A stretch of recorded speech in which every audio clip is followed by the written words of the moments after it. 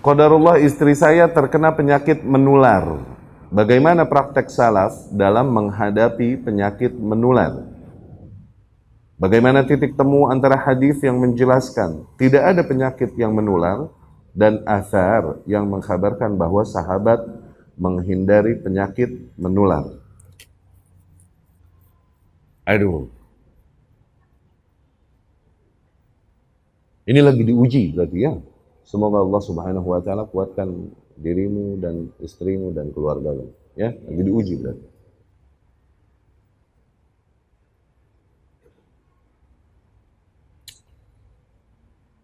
Oke, cerita akidah dulu ya. Usulnya. Ini hal yang kita kuasai, memang kuasai insya Allah dengan baik hal demikian, ya. Adapun sisanya tentang penyakitnya nanti, maka ini bukan, pada dasarnya emang bukan makanan kita, ya. Jadi nggak terlalu tahu anak. Tapi cerita akidah dulu tentang menular atau tidak. Dogma akidah itu Rasul berkata sallallahu alaihi wasallam, nah ini usul di antara usul-usul mengimani penyakit, oke? La adwa wala tiara. Tidak ada yang namanya menular. Tidak ada tiara. Sebagaimana tidak boleh juga seseorang meyakini tiarah. Tiarah nih berpikiran sial. Oke? Ya jorannya dilengkahin, nggak dapat udah ikan. Gitu. Kalau joran dilengkahin tuh kagak narik katanya. Tiarah. Haram.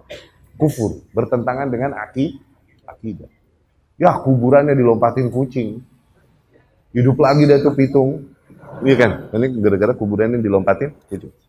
Ya ada suara kuit burung begitu. Oh ayah nupaeh ya sudah. Ada yang mati. Kalau di Bandung dulu begitu kita. Iya kan? Ada kupu-kupu masuk. Oh mau ada tamu. Diberakin burung jutiak. Ini tiara.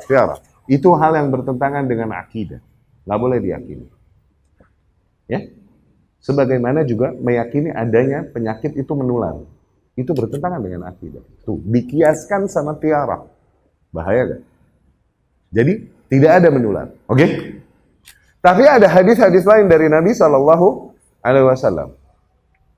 Kambing yang sehat, jangan satuin sama kambing yang buduk. Rasul bilang di satu hadis, apabila kambing ketiga, ketularan kambing kedua. Kambing kedua ketularan kambing ke satu. Faman a'dal awal, maka kambing satu ini nular dari mana? Tuh lihat. Ini hadis-hadis yang berbicara tidak ada menular. Zen. Tapi ada hadis lain bilang, kambing sehat jangan satuin sama kambing buduk. Ongkok kieu. Iya gak? Tapi katanya begini. Tuh lihat, kontradiksi gak zahirnya? Iya gak? Man sami'a bi ardin ta'unan faman kana fihi fala yakhruj minhu wa man kana fil kharij fala yadkhul fihi. Gitu kan? Barang siapa yang mendengar adanya sebuah wabah lepra di sebuah negeri, maka yang di luar jangan masuk ke dalam, yang dalam jangan masuk keluar. Tuh. Seolah-olah ada menular. Begitu kan? Bagaimana ulama mempertemukan hadis ini? Mencari titik punya. Wallahu a'lam. Yang paling memuaskan kita, jawaban para ulama rahimahullah adalah apa? Pada dasarnya, masing-masing individu udah ditakdirkan apa yang akan dihasilkannya. Oke? Cuman seringkali Allah Subhanahu wa taala menurunkan sebuah musibah merata. Turunnya akhirnya tidak mengenai satu orang, mengenai banyak orang. Seseorang terancam akidahnya ketika di sini nih sebuah negeri nih misalnya lagi terkena taun, lagi terkena lepra, oke? Dia di luar. Sengaja dia masuk ke situ, kemudian kena lepra, akhirnya dia berkata, aku ketularan. Tuh, jadi teruji akidahnya. Kekuatan akidahnya jadi teruji. Kalau qadarullah dia juga ternyata kena takdir Allah mesti terkena lepra. Padahal ini takdir, bukan karena ketularan. Cuman karena dia masuk, akhirnya terujilah tuh akidahnya, kekuatan imannya. Dia meyakini aja bahwasanya adanya sifat menular. Padahal enggak. Allah emang turunkan dan Allah jadikan. Udah.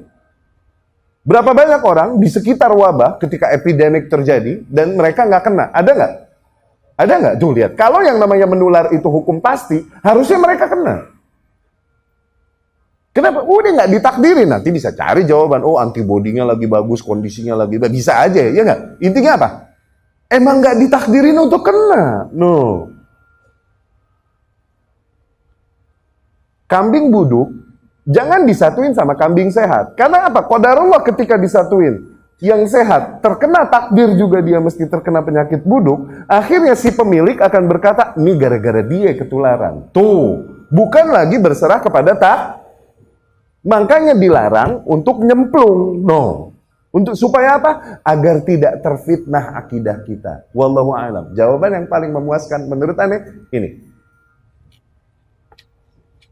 Yang di dalam jangan keluar. Supaya apa? Nanti qadarullah di luar. Ada yang Allah takdirkan kena juga penyakitnya. Akhirnya nyalah-nyalahin. Ini dia sini pakai mampir ke kampung kita ya. Akhirnya pada cacar deh itu. Tuh begitu.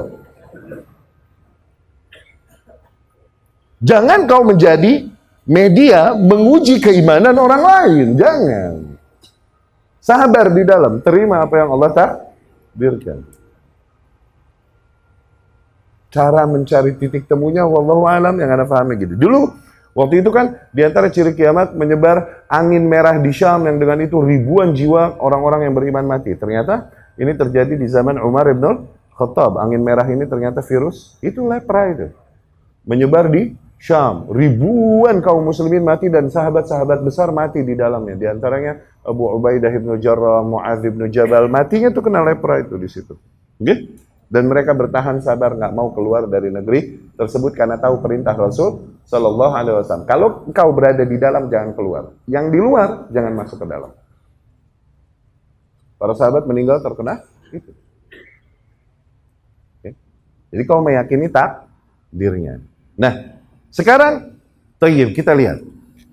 Nah, usul penyakit berarti tidak ada penyakit Kenapa? Bicara akidah. Anda kalau disuruh bicara mikroskop ya Anda nggak ngerti. Cuman bicara dogma ilahi, dogma samawiyah, kita tahu. Qala Allah, qala Rasul. Mereka bisa menyarikan sebabnya. Oh enggak, ini kan ada udara yang dibuang dari pernapasan si fulan ini, kemudian terhirup oleh si fulan, akhirnya virusnya terbawa, dia terjangkit lah. Tuh, dia bisa menjelaskan mungkin seseorang dengan ilmiah bagaimana proses menular terjadi. Tapi however, apakah semua orang yang terhirup kemudian akhirnya kena penyakit itu? Enggak juga kan? Tergantung, dia ditakdirin juga enggak sama Allah. Gitu loh. Ya kan? Sama seperti seseorang yang udah mengusahakan, dia nikah nih. Oke? Enggak jadi-jadi, enggak hamil-hamil. Tuh. Padahal semua sebab udah dijadikan kan?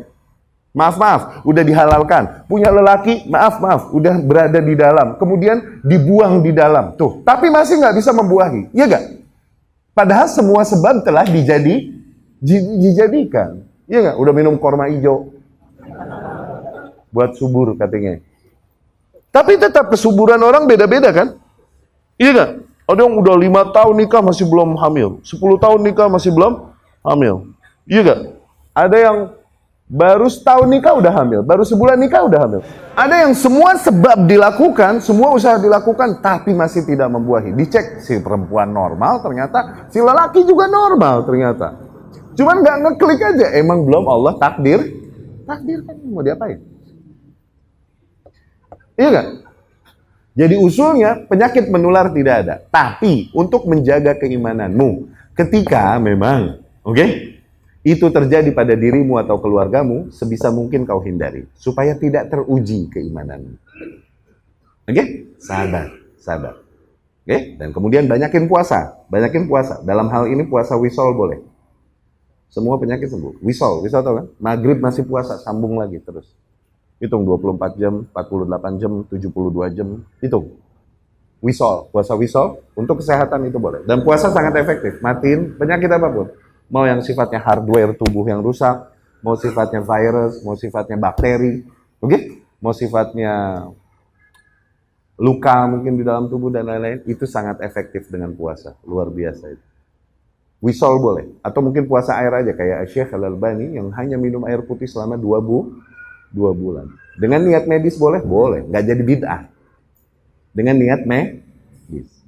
Dan puasa kering, yakni nggak makanan, nggak air, itu 3 kali lebih efektif daripada puasa air, puasa water fasting.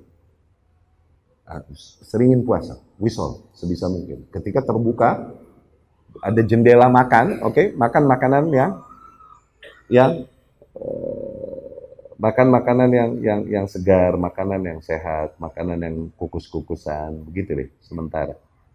Ya, insya Allah akan sembuh. Ya, Allah yashfikum wa yutahhirukum. Allah sembuhkan dan Allah hapuskan dosa-dosanya. Insya Allah.